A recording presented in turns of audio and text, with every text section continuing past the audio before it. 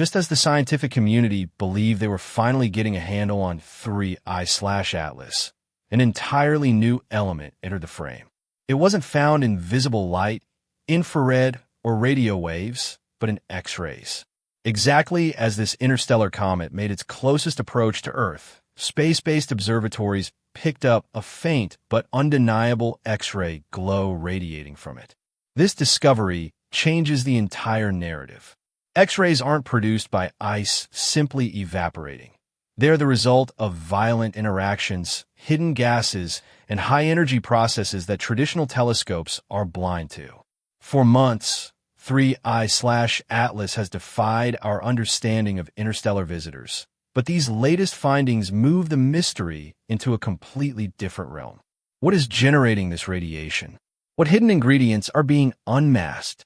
And why was X-ray vision required to finally reveal what had been obscured all along? On December 19th, 2025, 3I/Atlas reached its official perihelion relative to Earth. While 270 million kilometers, roughly double the distance between the Earth and the Sun, is a vast distance by human standards, it was close enough astronomically to launch an unparalleled observing campaign. Simultaneously, telescopes on the ground and in orbit pivoted toward the comet, capturing data across the spectrum. This moment was a pivot point. After only 6 months of tracking, researchers realized 3I/Atlas wasn't just another strange visitor. It was fundamentally rewriting our theories on interstellar chemistry and energy exchange.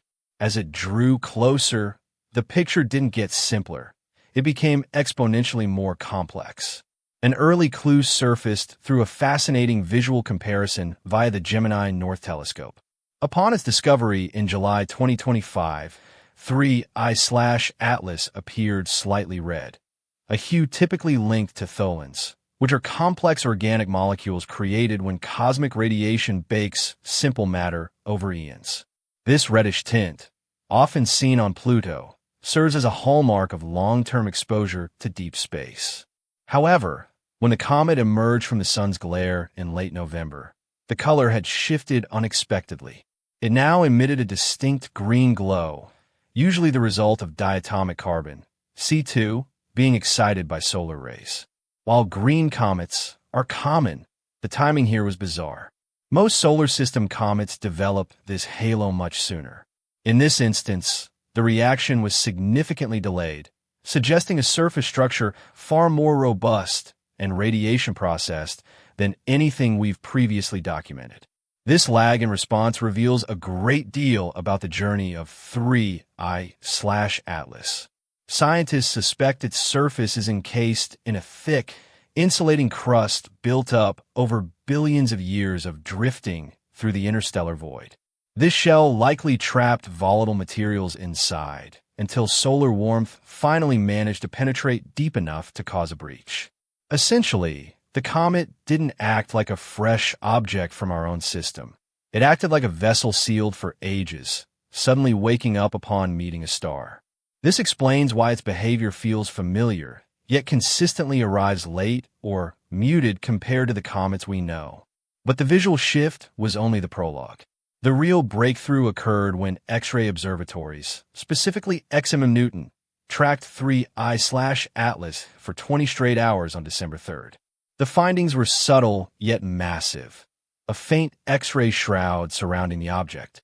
This glow happens when gases escaping the nucleus slam into the charged particles of the solar wind, triggering X-ray fluorescence.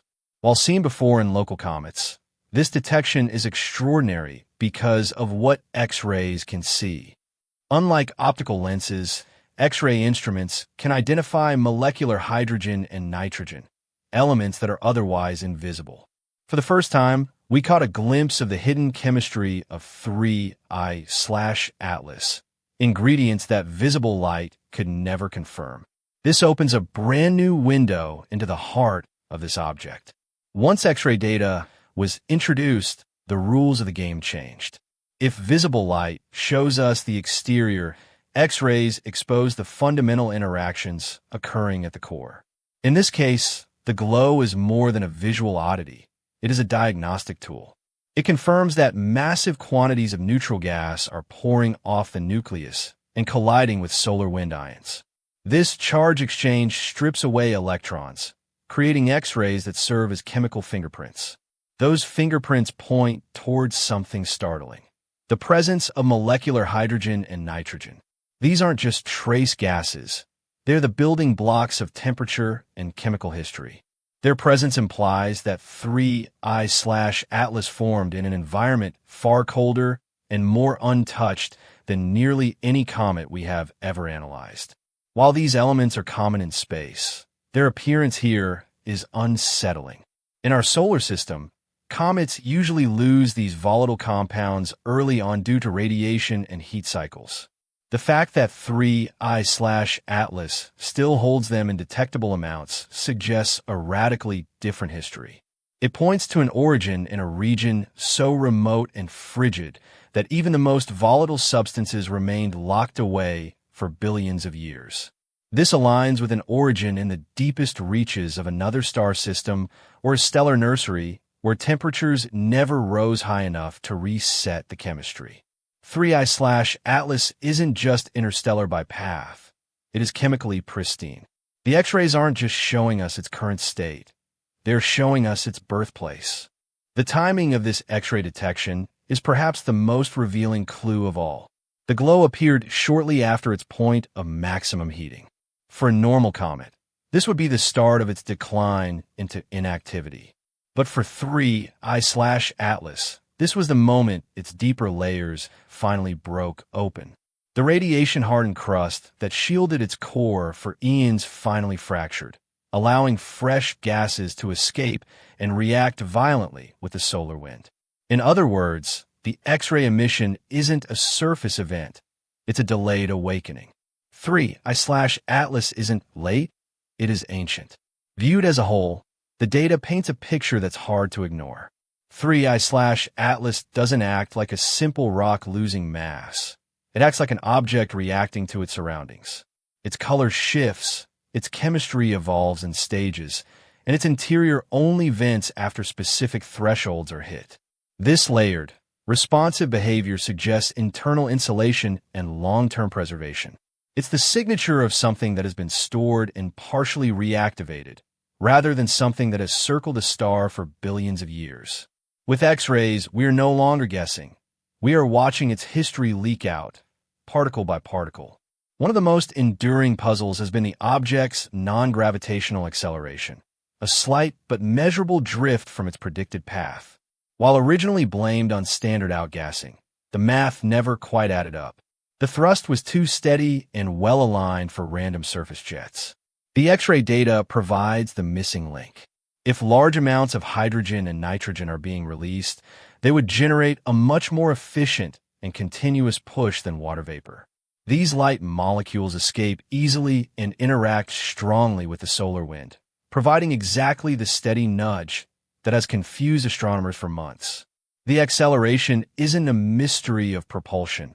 It's a consequence of a composition we were previously unable to see. The discovery of nitrogen also fundamentally changes how we estimate the mass and density of 3I/Atlas. Standard models assume a mix of water, ice, and dust, but nitrogen behaves differently, sublimating at much lower temperatures. If nitrogen fills a large portion of the interior, previous mass estimates could be off by a wide margin. The comet might be much lighter and more porous than we thought, explaining how it stays active without falling apart. This also resolves the contradiction of how such a small nucleus creates such a massive coma. With hydrogen and nitrogen doing the heavy lifting, the energy output no longer requires an impossibly massive body. The object isn't overperforming. Our initial assumptions simply underestimated its makeup. With nitrogen in the mix, the origin of 3I/Atlas becomes much more specific. Nitrogen-rich bodies are rare in our system because that element is easily lost during early heating. Preserving it for billions of years requires a state of extreme cold and zero disturbance. This strongly suggests the object formed in the outermost reaches of a distant star system or even in interstellar space where temperatures stay near absolute zero. 3. I/Atlas is a frozen archive of another system's earliest days. The X-ray glow is the signature of that archive being opened for the first time. At this stage, calling 3 I/Atlas a comet is more of a habit than a factual description. Classical comets are simple. They heat up, release gas, and fade. But 3 I/Atlas resists that simplicity at every turn. Its thick crust, color shifts, and X-ray emissions all point toward internal complexity. This isn't a loose pile of ice. It's a layered body with thresholds and insulation. It reacts selectively to its environment. This alone forces us to ask if interstellar comet is even an adequate label anymore. The X-ray findings complete the story that optical telescopes could only begin to tell. They reveal the invisible battlefield where escaping gases collide with the solar wind. This is where hydrogen and nitrogen announce their presence through energy exchange. Without these X-rays, the acceleration puzzle would remain unsolved. Now a coherent picture is forming. The same gases responsible for the green glow and the sustained activity are also creating the X-ray halo. It's the missing link that ties every anomaly together into a single, consistent internal composition. Perhaps the most striking implication concerns time itself. Everything about 3 I/Atlas suggests it has spent a staggering amount of time drifting in the void, shielded from heat, and preserved in a way local objects never are. Its chemistry isn't recycled. Its interior hasn't been churned by a sun. It has existed in a state of suspended animation until this brief encounter awakened it. It is a survivor, shaped more by the empty space between stars than by any planet. When you assemble the pieces, the conclusion is unavoidable. 3 I/Atlas is an interstellar messenger with a deeply preserved core, rich in light volatiles, protected by a billion-year-old crust. The X-ray data confirms this interior is venting, revealing a chemistry we've been blind to until now. It isn't extraordinary because it's exotic.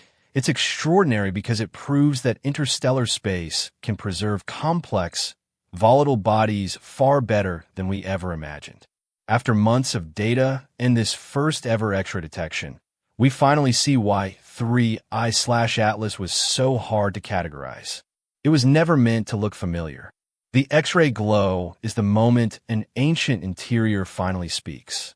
This is a time capsule from the youth of another star system.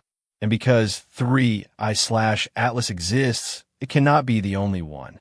It means the void is filled with preserved archives drifting between stars, each carrying a history we've never had access to. X-ray astronomy has finally allowed us to see inside one of these messengers. Soon, 3 I/Atlas will fade back into the dark, but it leaves behind proof. Interstellar objects are not just debris. They're the blueprints of other worlds. I'd love to hear what you think about this, so drop a comment below. If you enjoyed our conversation today, please share this video and subscribe to help the channel grow. Every bit of support counts.